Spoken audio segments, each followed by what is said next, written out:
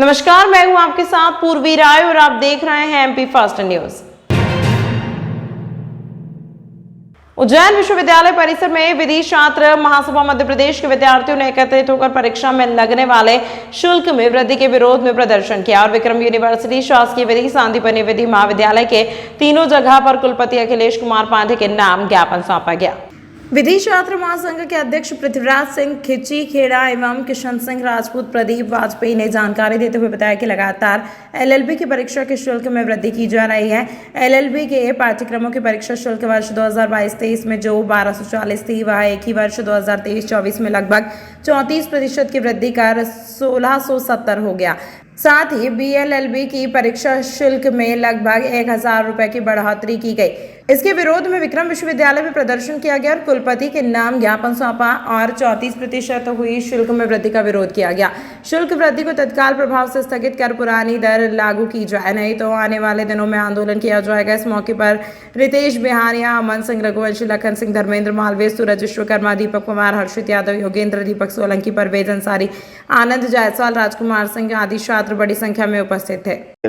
देखिए, आज हमारे द्वारा एलएलबी के छात्रों के द्वारा विधि छात्र महासभा मध्य प्रदेश के द्वारा एक ज्ञापन कुलपति महोदय को प्रेषित किया गया है, जिसमें एक ही वर्ष में लगभग 34% की वृद्धि करके परीक्षा शुल्क बढ़ाई गई है। साथ ही बीएलएलबी की 1000 रुपये की शुल्क वृद्धि की गई, जो भी किसी प्रकार की महंगाई दर से इसका समावेश नहीं है, जो किसी प्रकार की न्याय संगत नहीं है। हमारा निवेदन कुलपति महोदय से किया गया है कि पुरानी दरों को लागू किया जाए, अन्यथा हमारे द्वारा विश्वविद्यालय की तालाबंदी की जाएगी, जिसकी समस्त जिम्मेदारी विश्वविद्यालय प्रशासन की रहेगी। धन्यवाद। पृथ्वीराज सिंह खिची, विधि छात्र महासभा मध्य प्रदेश। उज्जैन शिप्रा नदी के रामघाट क्षेत्र में सोमवार सुबह करीब 8:30 बजे शिप्रा नदी में डूब रहे एक युवक को special disaster emergency response force के जवान ने बचा लिया। नदी के बीच में गहरे पानी में जाने के कारण वह डूब रहा था। श्री महाकालेश्वर मंदिर में दर्शन करने व श्री महाकाल महालोक देखने के लिए बड़ी संख्या में देश भर से श्रद्धालु उज्जैन पहुंच रहे थे। इस दौरान कई श्रद्धालु शिप्रा नदी में स्नान करने के बाद ही महाकाल दर्शन करने जाते। सोमवार को सुबह करीब 8:30 बजे गुना निवासी 26 वर्षीय उमेश जाटो तैरने के दौरान नदी के बीच जाकर डूबने लगा। युवक को डूबते देख एसडीआरएफ के जवान जितेंद्र चंदेल ने तत्काल लाइफ गार्ड से युवक को बचाया। रामघाट चौकी प्रभारी ईश्वरलाल चौधरी ने बताया कि युवक नशे की हालत में कपड़े पहने हुए ही नदी में उतरकर तैर रहा था। गहरे पानी में डूबने के दौरान मौके पर जवान की मौजूद होने से जान बच गई। घाट पर युवक को उसकी मां के हवाले किया गया है। बता दें कि शिप्रा नदी में पानी गहरा होता है और गहराई का अंदाजा नहीं होने से लोग बिना सोचे समझे बिना नदी में तैरने पहुंच जाते हैं, जिसके कारण इस तरह की घटनाएं होती हैं। रामघाट पर अभी क्या घटना है? आज सुबह 8:30 बजे पुणे से आए एक यात्री नशे की हालत में नदी में कूद गया, जो कि डूबने लगा। उसे देख वहां तैनात एसडीआरएफ जवान जितेंद्र चंदेल ने तुरंत गोता लगाया और उसको रिंग के अंदर बिठाया और वहां मौजूद एसडीआरएफ जवान विजेंद्र सिंह राजेंद्र रांगोटा ने तुरंत नाव के द्वारा उसको नाव में बिठाया और सुरक्षित बाहर निकाला और उसकी मां के सुपुर्दगी में दिया।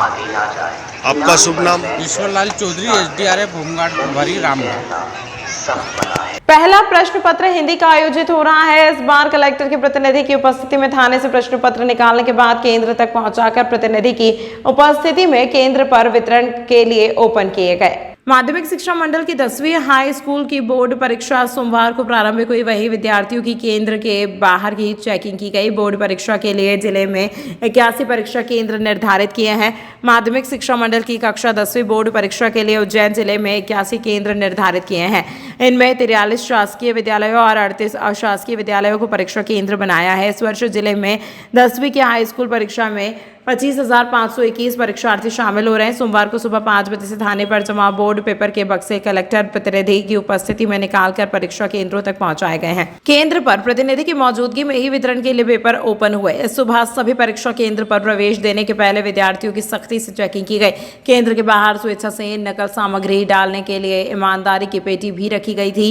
इस बार लोकसभा चुनाव की तैयारी को देखते हुए हाई स्कूल, हायर सेकेंडरी की बोर्ड परीक्षाएं 25 दिन पहले आयोजित की जा रही हैं।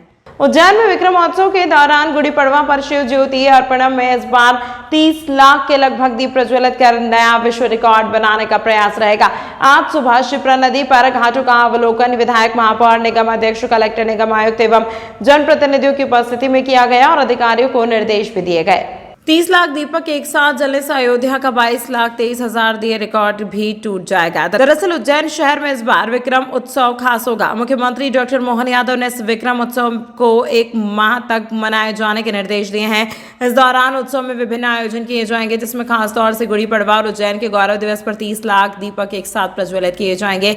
एक साथ 30 लाख दीपक जलाने का एक नया विश्व रिकॉर्ड अयोध्या के 22,23,000 के रिकॉर्ड को तोड़कर बनेगा। दीप उत्सव को लेकर कलेक्टर ने अधिकारी, जनप्रतिनिधियों और अधिकारियों के साथ बैठक की। अयोध्या में प्राण प्रतिष्ठा के पूर्व 22,23,000 दीपक लगाकर वर्ल्ड रिकॉर्ड बनाया है। अब उज्जैन में गौरव दिवस पर दीपोत्सव अंतर्गत इस वर्ष लगभग 30 लाख दीपकों का लक्ष्य कर दीपक प्रज्वलित करने का Guinness book of world record में दर्ज किया जाएगा। कलेक्टर ने बैठक दीपोत्सव के लिए अभी से कार्य योजना बनाने के लिए निर्देश दे दिए हैं। पूरे आयोजन को 0 वेस्ट रखा गया है। दिए बाती और तेल को अनुपयोग के लिए जाएंगे। प्रतिवर्ष की बात ही इस बार भी हम दीपोत्सव कर रहे हैं और गुड़ी पड़वा में इसका आयोजन होना है। माननीय मुख्यमंत्री जी द्वारा निर्देश दिए गए हैं और उसी के अनुक्रम में आज एक बैठक बुलाई थी, जिसमें सभी सामाजिक संस्थाओं के जो व्यक्ति हैं, हमारे जनप्रतिनिधि हैं, इसके अलावा जो गत वर्ष हमारे साथ दीपोत्सव में जुड़े हुए लोग थे वो थे, और सरकारी जो हमारे अमले के जो अधिकारी कर्मचारी हैं वो थे। क्योंकि बड़ा एक व्यापक आयोजन है और इस बार जो हमारा लक्ष्य है वो करीबन 23 लाख दीपकों का प्रज्वलन हमें करना है, रिकॉर्ड बनाना है। तो इसलिए चूंकि हमें अब रिसोर्स भी ज़्यादा लगेंगे, नए घाटों का हमें चिन्हीकरण करना पड़ेगा। उसी हिसाब से एक हमारी इनिशियल बैठक थी और काफ़ी सकारात्मक रही। और निश्चित तौर पे हम लोग जो गुड़ी पड़वा है, जो उज्जैन का गौरव दिवस भी है, उस दिन पूरी जो महाकाल नगरी है उसको दीपोत्सव का अच्छा आयोजन करेंगे और निश्चित तौर पर विश्व पटल पर उज्जैन का नाम लाएंगे। सर, उज्जैन में पूर्व में भी एक रिकॉर्ड बनाया गया था, क्या उस रिकॉर्ड को उज्जैन वापस अपना तोड़ेगा? उज्जैन में पिछली बार हम लोगों ने 18,36,000 दीपक का रिकॉर्ड बनाया था। जो इस बार चूंकि अयोध्या में 22,23,000 दीपक का रिकॉर्ड बना है और हमारी अब कोशिश रहेगी कि उज्जैन को हम पर्यटन और बाकी सब चीज़ों से विश्व के पटल पर लाने के लिए उस रिकॉर्ड को से आगे एक कदम बढ़े और नया वर्ल्ड रिकॉर्ड बनाए। उसी के अनुक्रम में सर, ये जो वर्ल्ड रिकॉर्ड बनाया जाता है उसके बाद में जो दीपक का वो इन्वेस्ट किया जाता है, क्या रहता है? हम लोग इस पूरे इवेंट को 0 वेस्ट इवेंट रखेंगे।